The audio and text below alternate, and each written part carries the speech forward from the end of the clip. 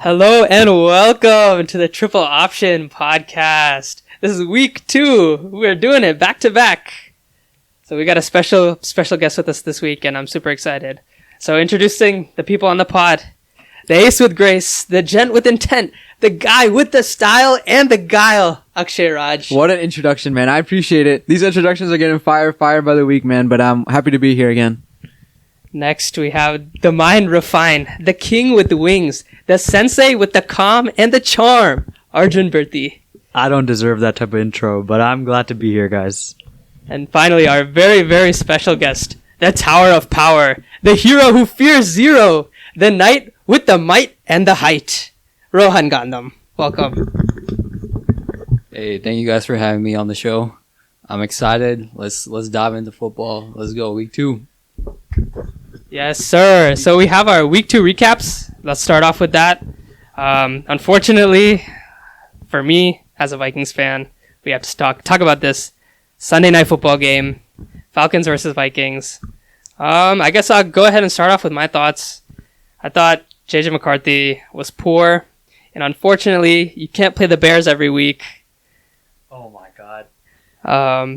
So for him, he really struggled, and I was really impressed with the Falcons defense, to be honest. They got pressure a lot. I did not expect that from the Falcons D-line. Like, historically, last 5 years, their pass rush has been a weakness for them, but it seems like they hit on a lot of their draft picks and addressing that D-line. So they got pressure on JJ McCarthy. Their secondary was good. They had 2 picks, I'm pretty sure. Yeah, it was amazing. Guys like Divine Diablo is cooking. What a crazy name, bro. Divine Diablo. I like that guy's name. But yeah, it was tough. It was rough. The Vikings low-key risked a lot by selecting JJ McCarthy. They obviously believe in him, but they not only passed up Sam Darnold, who was playing well in Seattle in this week 2 game, but they also passed up on Daniel Jones, who is cooking, and we'll talk about more of that later. But yeah, we risked a lot on JJ, and he got injured too in the end of this game. So we'll see what future entails for him. I'm still hopeful. I'm not giving up on JJ. I obviously think it's really early. Justin Jefferson looked frustrated as well. So looks like things are not going great in Minnesota right now. Rohan, what are your thoughts? Yeah, first of all, I would just like to say you played a tough Falcons defense. I know that's a surprising statement to make, but Falcons have invested a lot of resources into the defense this offseason. We have 4 draft picks that are starting this season. Number 15 overall was Jalen Walker. Number 26 overall was James Pierce Jr. Our 3rd round pick, Xavier Watts. He's our starting safety. And then we have Billy Bowman Jr., who's our 4th, who we picked him up in the 4th round, and he's our slot corner. So...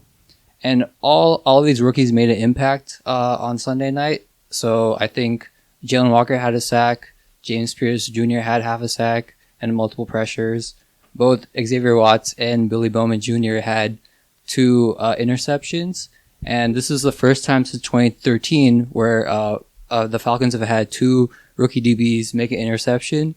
That was Robert Alford and Desmond Trufant back in 2013. So it's been a while. In terms of sacks, we had 6 sacks Sunday night. That was the last time we had 6 sacks was in 2018 against the Arizona Cardinals. I remember watching this game. This was late into the season, maybe week 16, week 17.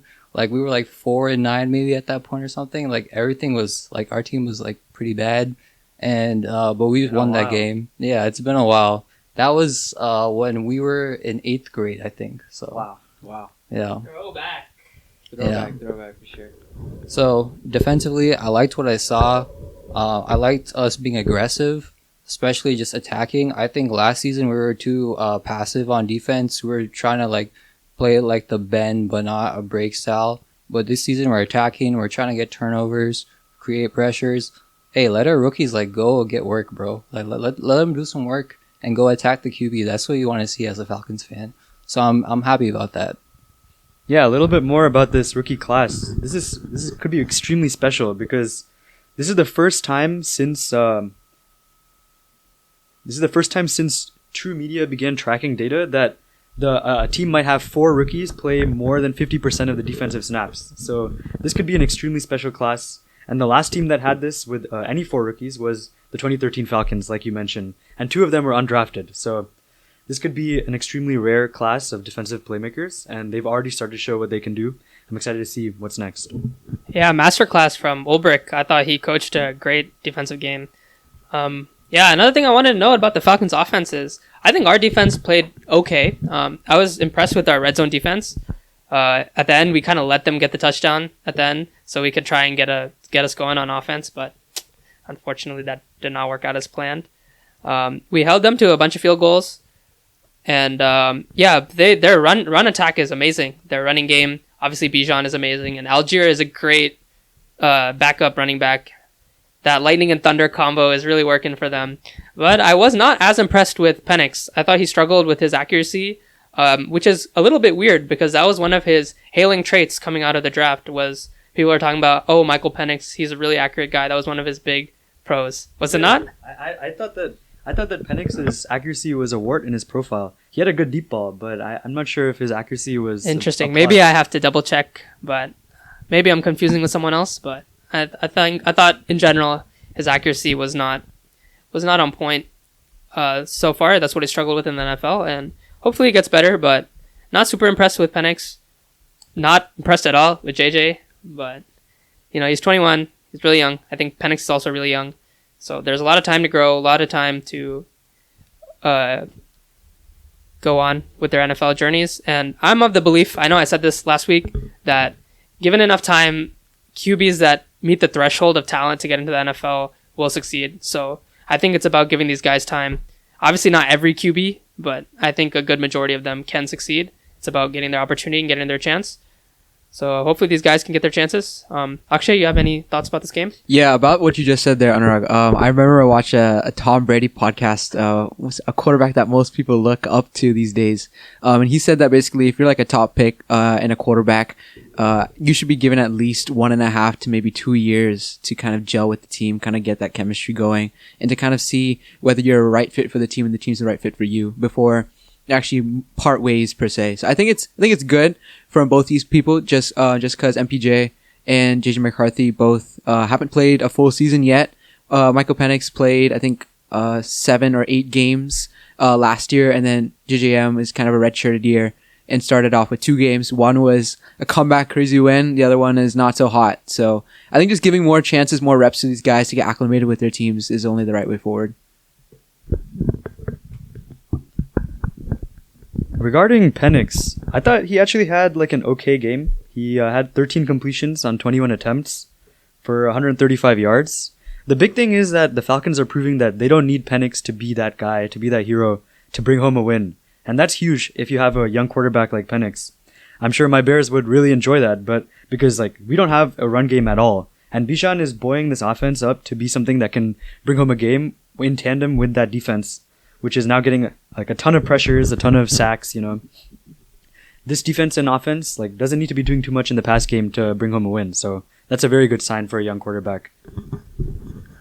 And another thing to add here was that both Drake London and Darnell Mooney are still recovering from shoulder injuries. So Drake had a shoulder injury during the Bucs game, and then he was limited in practice all week. And then also Darnell Mooney had a shoulder injury on the first day of training camp, and he missed the entire training camp, and he missed the last week against the Bucs.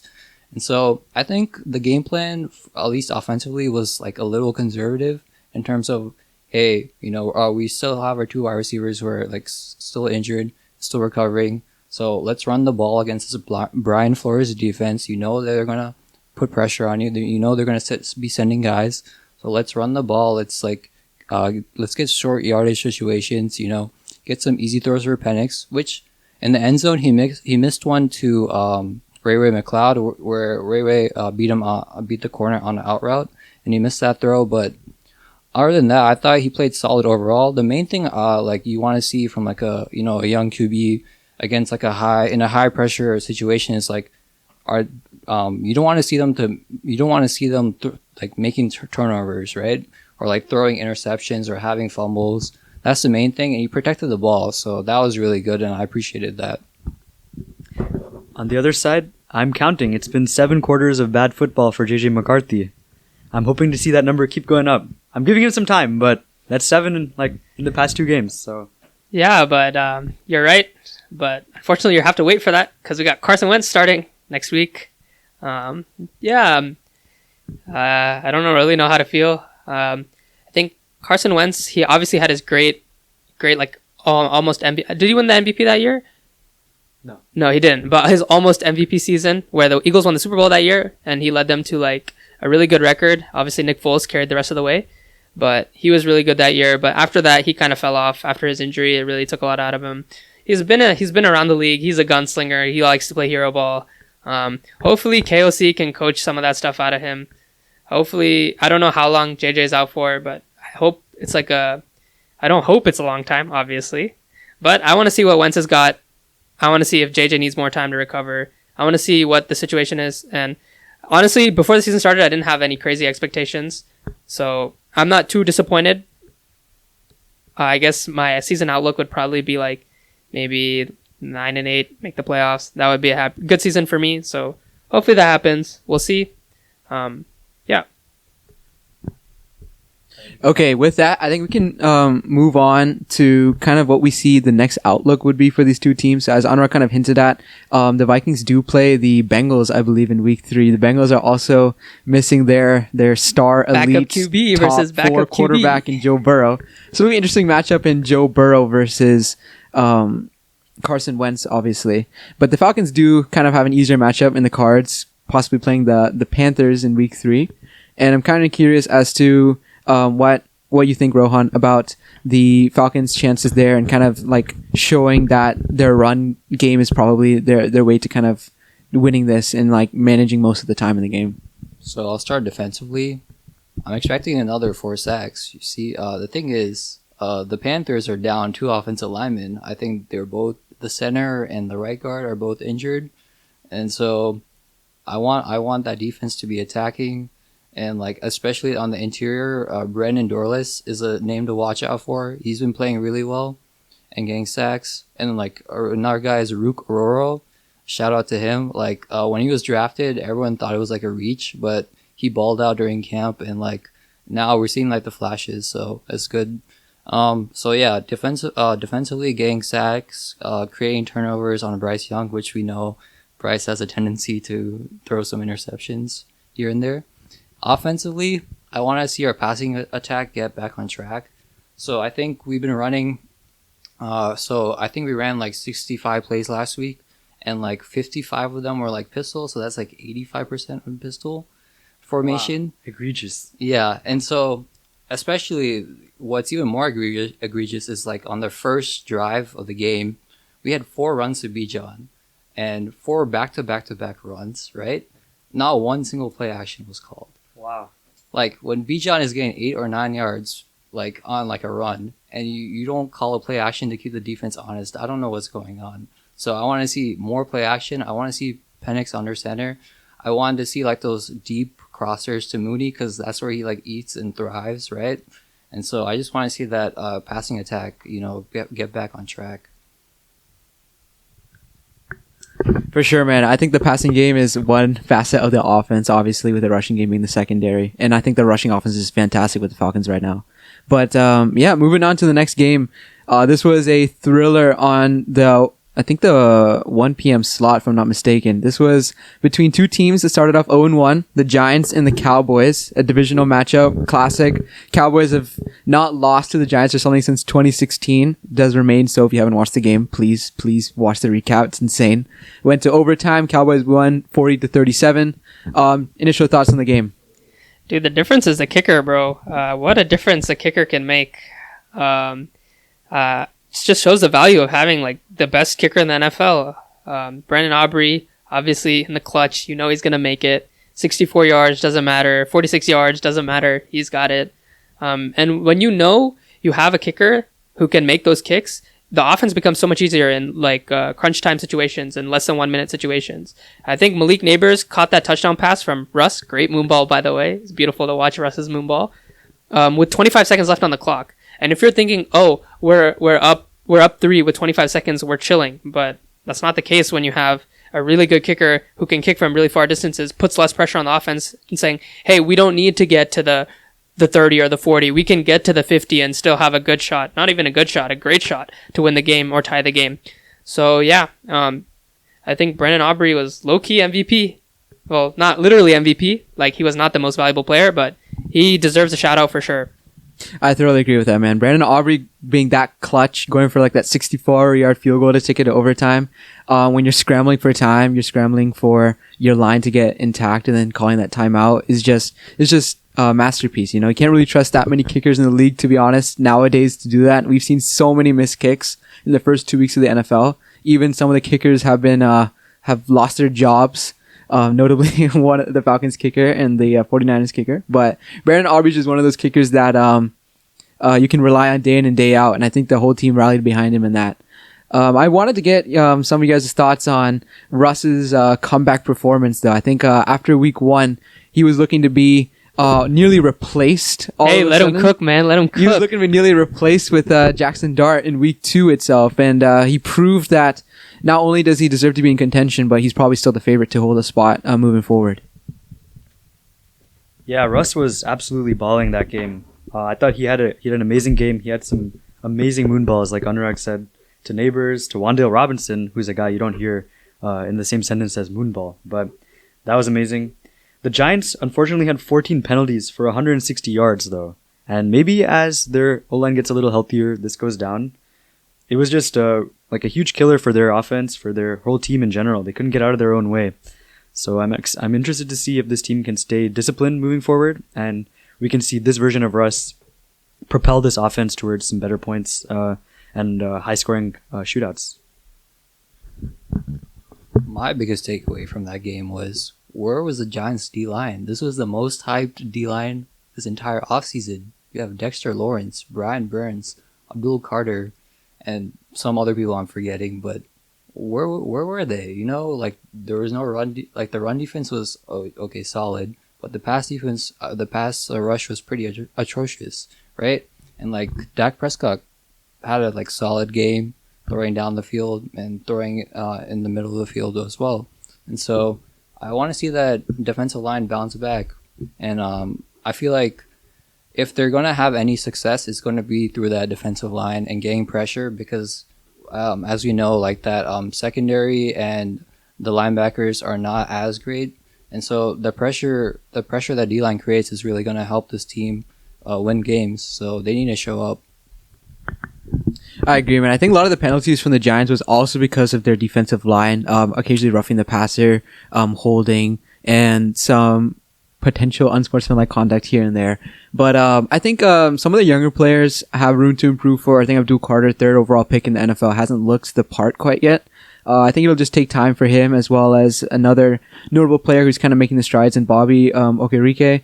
I think their acquisition in Brian Burns has looked very solid since he's a sack monster. I think he got 1 sack this game, 2 tackles for loss, and then a pass deflection as well. All good stuff from him, and hoping to see this Giants defense, as Rohan said, kind of step it up from here. As for the Cowboys defense, I honestly don't know what the future is for them. I heard that they did pick up the one and only Jadeveon Clowney this past week, so I'm curious to see how that looks out. He's, I think, planning to play week 3, but for the rest of this defense, I have no idea what's going on.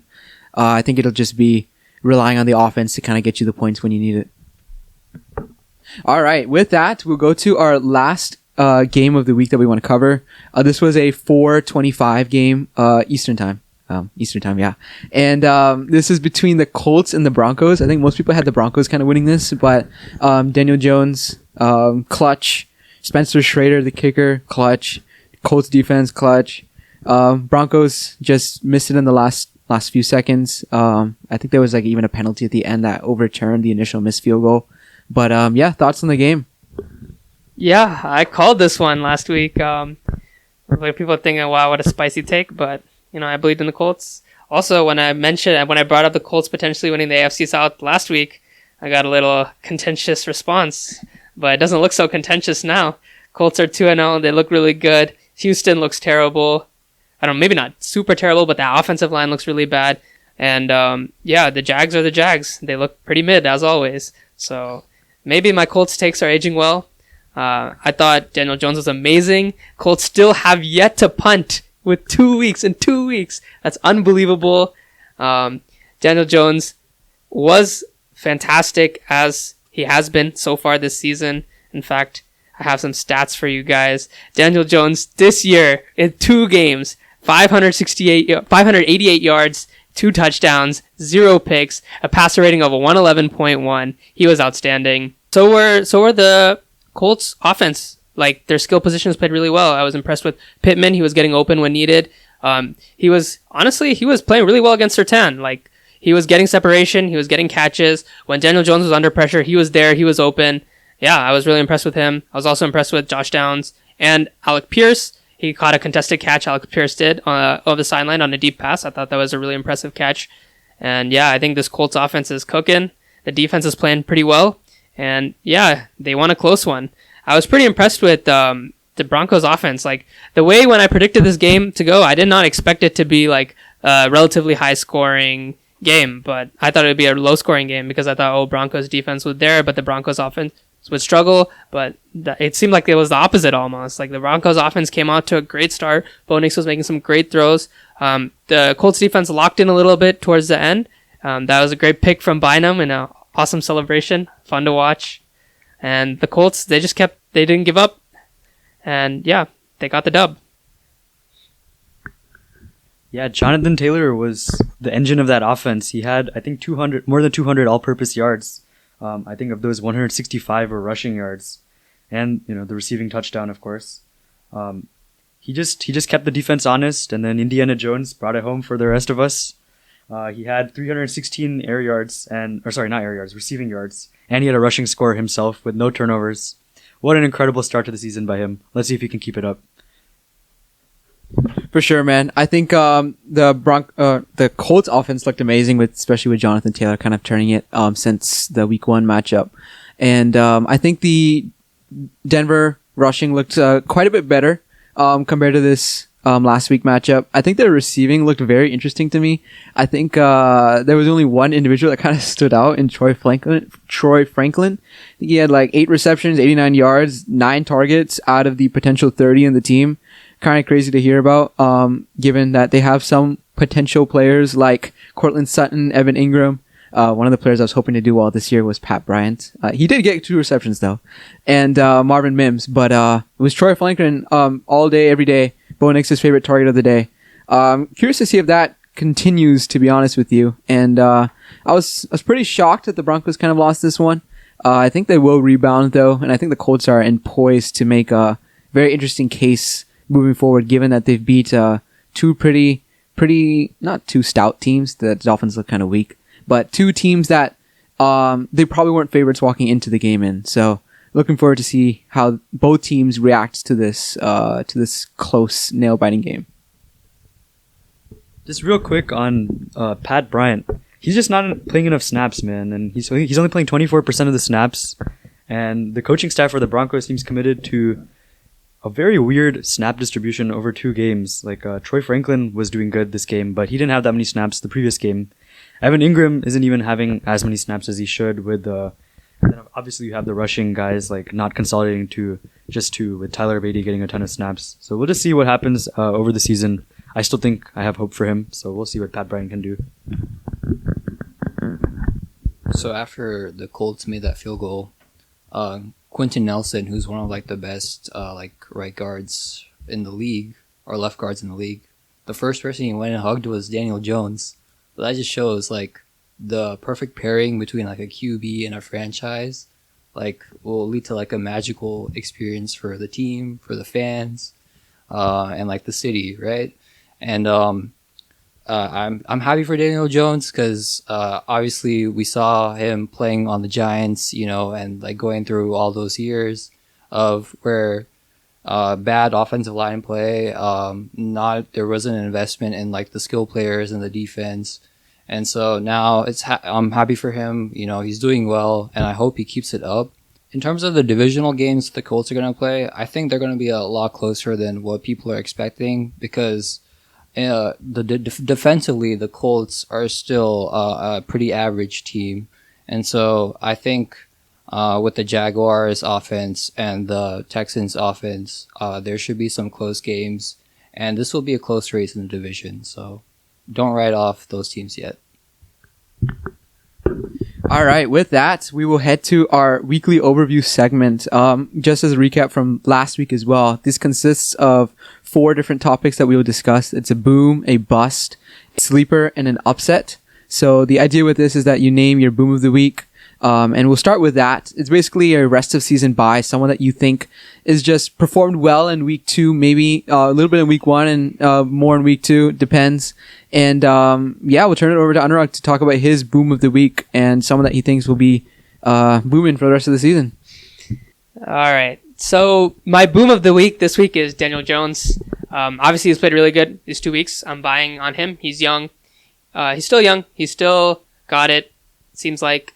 Obviously, I think people are too quick to write him off, and if you give him a good situation, I think he can play well, which he has shown that he has. So yeah, I'm going with Daniel Jones for my boom.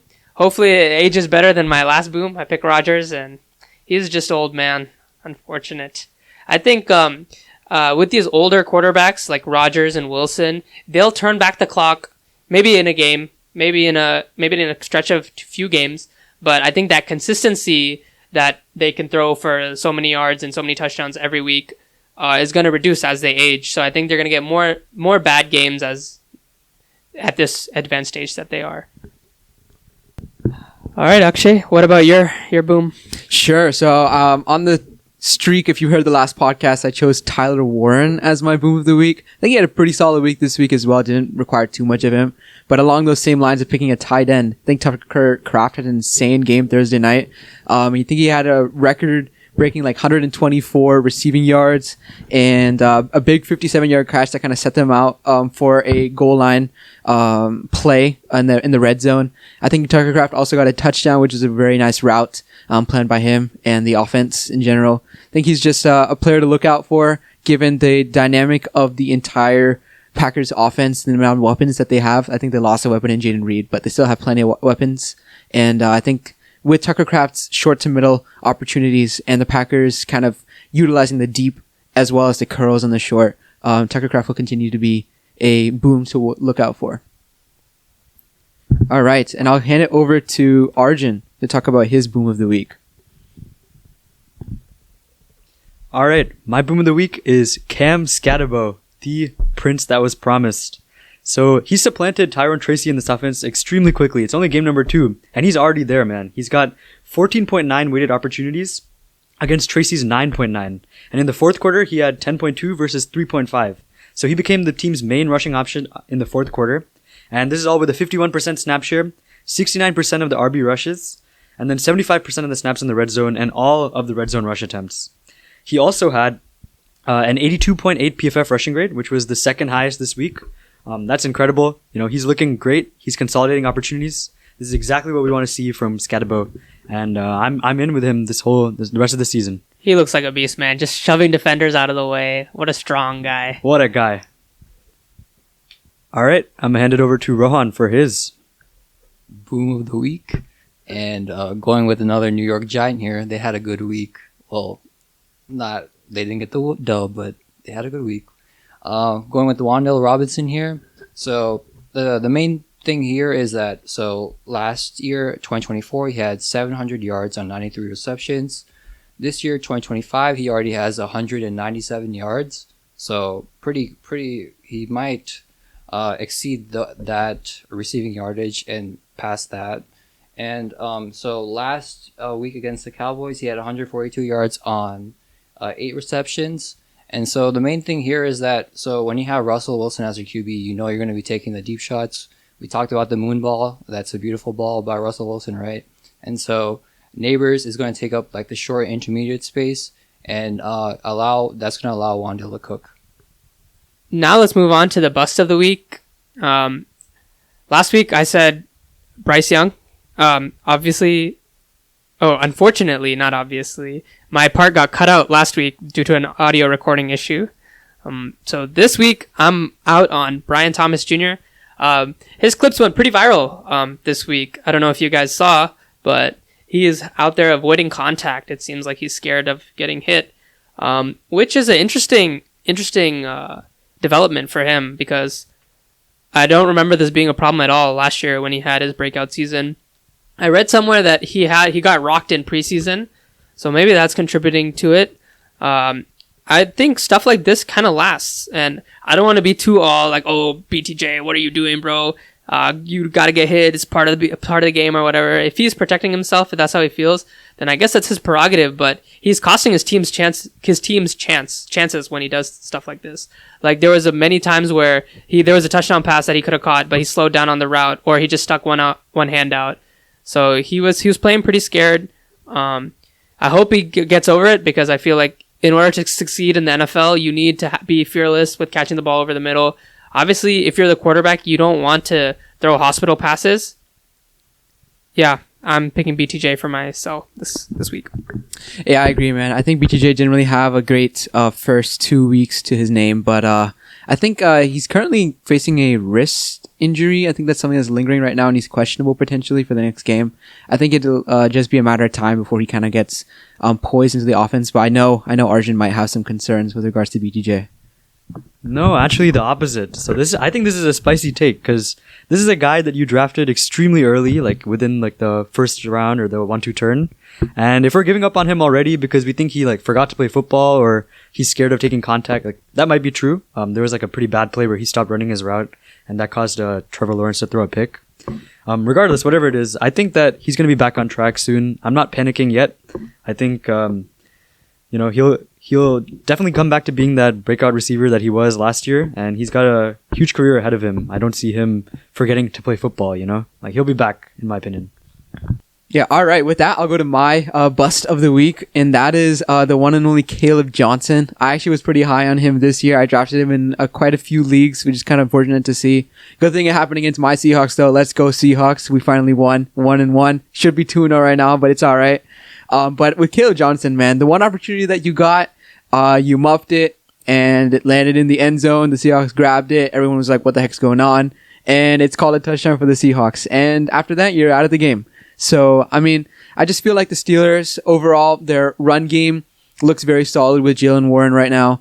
And they have a good backup in Kenneth Gainwell at the moment. Probably could be replaceable, but don't really see Caleb Johnson really accomplishing that at the moment. He's still, as a rookie, still a work in progress. I also think that the Steelers are passing a lot more than I anticipated. Rodgers does look pretty all right. He looked very good the first game, all right the second game. I think it'll be more competitive games with the Steelers now that their defense is also not looking too great compared to what we anticipated. So I think their passing game will be a little higher volume, their rushing game will be a little less volume, and Jalen Warren looks like a dog. So I'm a little concerned for Caleb Johnson moving forward.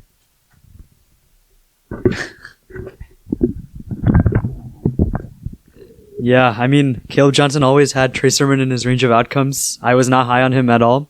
And I think we're seeing exactly, the downsides that come with this, like being a mid-round draft pick, not having the draft capital to establish yourself early.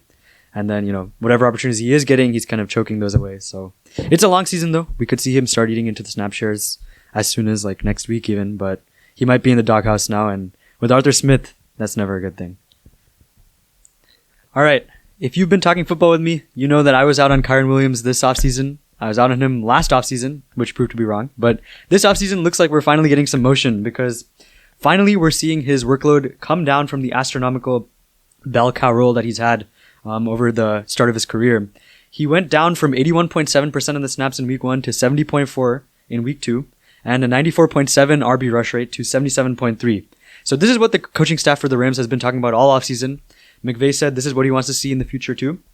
And we're kind of going to expect Kyren's rushing share and, his dominance of touches to come down because that's not sustainable. He was not efficient with those carries and, he's not been doing what he needs to do for the Rams offense. So as we see Corum start to work in, maybe even Jarquez Hunter, we're going to see Kyren's opportunities go down.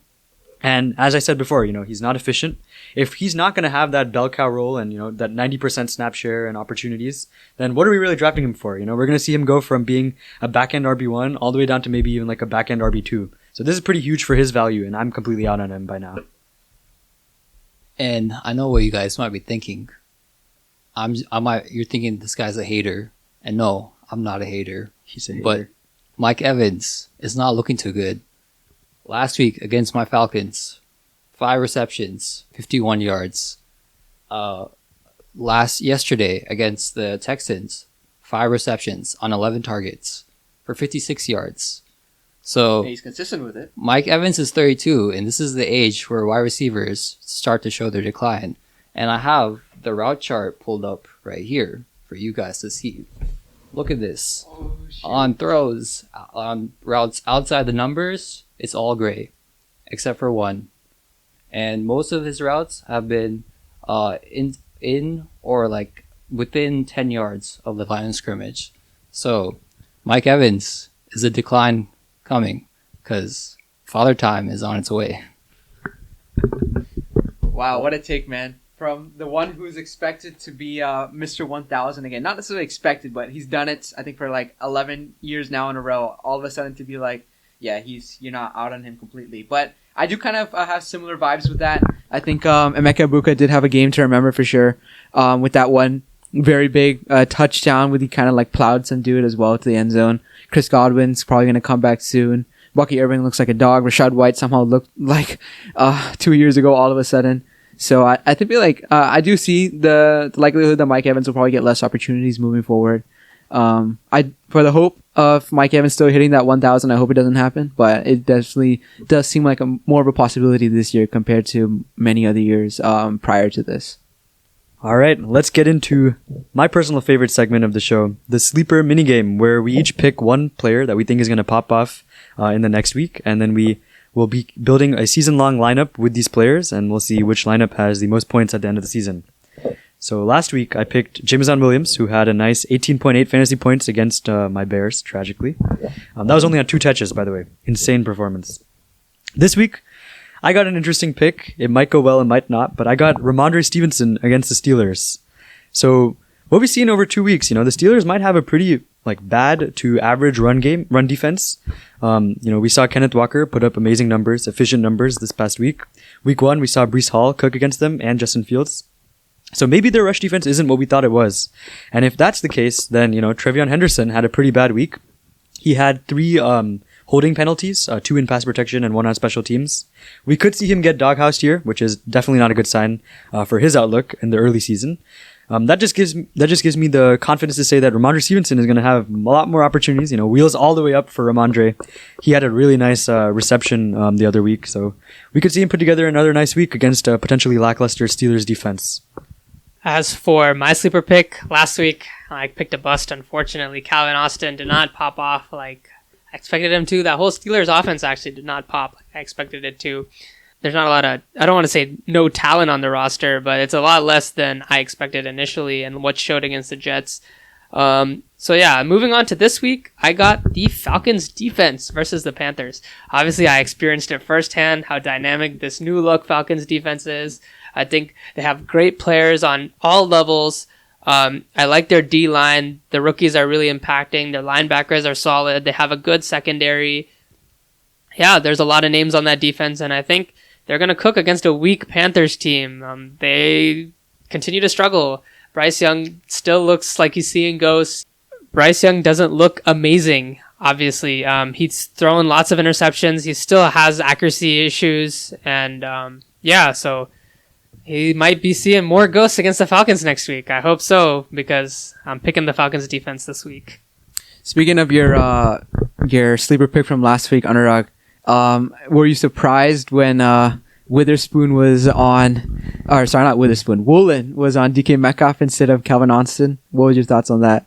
Yeah, bro. I assume that based on you guys' saying on Tariq Woolen last week that he had such a bad game, I assumed that maybe there would be a chance that Calvin Austin could pop off. I assumed they put Tariq Woolen on him, but they did not. And did DK pop off this game?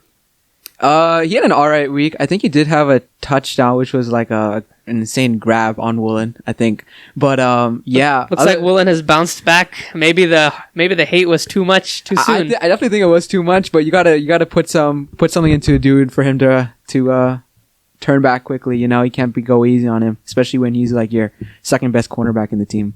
So, with that, I will move on to my sleeper of the week. I'm not gonna lie, I didn't really have a great week last week with Stephon Diggs putting up 4 receptions for 7.2 fantasy points. Somehow have people like Keyshawn Butte putting up more fantasy points than a perennial wide receiver 1 in Stephon Diggs. But hopefully this week is a turnaround for me.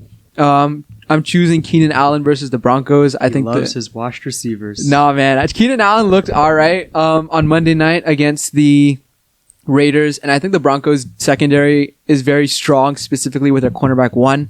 I think that'll get assigned Patrick Surtain specifically to Ladd McConkey, so that'll leave more opportunities, in my opinion, to Keenan Allen and Quentin Johnston. Quentin Johnston's kind of like your deep guy and somehow your check down option as well, but Keenan Allen's kind of like your short to mid option. So I think Keenan Allen will continue to perform well, especially against the Broncos. And for my sleeper pick of the week, I got Jordan Mason versus the Bengals. So here's what I'm thinking, right? You got the Jake Browning versus Carson Wentz backup QB bowl. So whichever team that's going to run the ball better is probably going to win this game.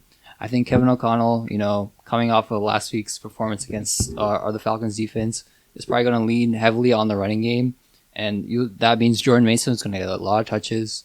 And I think he's going to have a great week this week. So, yeah, and Aaron Jones just got put on IR literally as we are recording this. So that's wheels all the way up for Jordan Mason, a yellow jacket. And I did not have the information beforehand, but I guess that supported my case a little better. Hey, Jordan Mason to the moon, man. Let's go, GT. Hey, speaking of GT, I don't know if this is just an NFL podcast, but we got an insane win against Clemson. Let's give it up for Georgia Tech. Let's go. Let's go, bro. What's the good word? What's the good word? To hell with Georgia, man. Yes, sir. All right. Time for our second mini game. My second favorite segment of the podcast. This is the upset portion where we each pick one team that is the underdog in their game, according to the Vegas lines, to upset their matchup this week. And we'll be counting and keeping track. So, as you know, Anurag has 1 point by picking the Colts against the Broncos last week. Akshay also has 1 point. He selected the Bucks against the Texans. What a clutch Baker drive last night on Monday Night Football. And I have 0 points because I picked the Jaguars, who sold the game against the Bengals despite the Joe Burrow injury. So the Arjun curse continues. That being said, my pick this week, it's kind of a cheap pick, but I picked the Cardinals against the Niners. Originally, they opened as a favorite, but I think the line has changed since then. So I'm expecting this to be a close game. The Niners dealing with injuries to Purdy, Kittle. Mac Jones looked pretty good in the Shannon system, but, this is just a pure vibes pick. I kind of like the Cardinals. I'm a Benson fan. I'm a James Conner fan. I liked Marvin Harrison Jr. in college.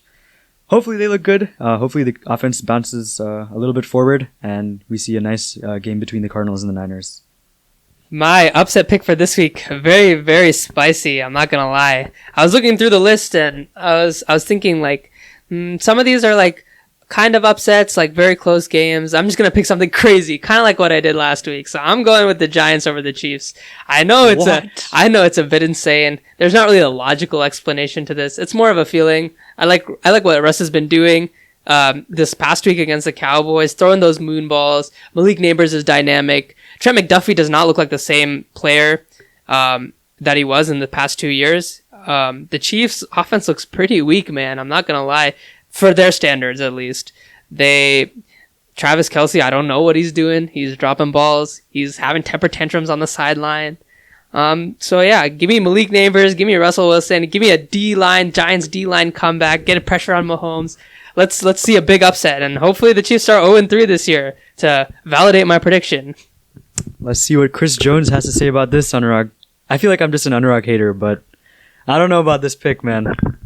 All right, and for my upset of the week, I got the Rams in a revenge game being the Eagles. So right now the line is negative 3.5, which is fair because Philly's at home, and so that means they have a slight edge here. But I have a feeling that the Rams are going to win this game. And so coming to the offseason, I thought the Rams were the best team in the NFC. I thought, Matthew Stafford. Spicy. This is Matthew Stafford's. This is probably his last year with the Rams. So, if anything, he's gonna make a run this year. And also, that defense is loaded, bro. That defensive line led by Jared Verse, scary to play against. I think They rank number 2 in EPA per play allowed, so that's expected points allowed, right? And so I think the Eagles will struggle this week offensively. I think defensively they'll do okay because the Rams' interior O-line is not that great. And so expect a lot of quick throws, a lot of and the Rams running the ball. So Hey, speaking of that crazy Rams defense, quick shout out. We'll probably put a photo of this in the video, but quick shout out to Cam Ward with that insane pass to Alec Aymanar in pressure on Sunday afternoon. It was just a reminder of how good these QBs are in the league. And we'll definitely get a photo for that. And if you haven't watched that, please rewatch that play. It was insane. My upset of the week, I think I've kind of picked one that was a little skimmy last time, but I decided to go for one that I think is crazy as it is, and it's the Lions over the Ravens. The Ravens, I think the line is Ravens minus 4.5. Honestly, I have nothing to say against the Ravens aside from the fact that their secondary looks very weak compared to how it looks on paper. And I think the Lions can take advantage of that given how well their offense looked last week against a Bears team. No disrespect to the Bears team, but their defense looked pretty lackluster too. So I can't really say too much about how well the Lions played. They did face an insane Packers defense week 1, but I think they will rebound once again, prove why they are a contender in the NFC, and will do that just against the Ravens, who are an AFC contender. Establish a rhythm. We will keep going with the rhythm. And I do predict a Aiden Hutchinson clutch sack to stop one of the Ravens' drives and end up being the reason for the Lions winning the end of the game. Free the Bears, bro. Free the Bears. Free the Bears, bro. 0-2 and not done yet. Yo, relax. Relax. And that concludes this week's edition of the Triple Option Podcast. Thanks to everyone for joining me. Thanks to our special guest, Rohan, this week. And I'm Anurag. I'm signing off. Yes, sir. I'm actually signing off. Go Jackets and go Seahawks. Bear down. thank you guys for having me, and we're going 2-1 this week, so I'm excited. See you. All right. See ya. Nice, bro.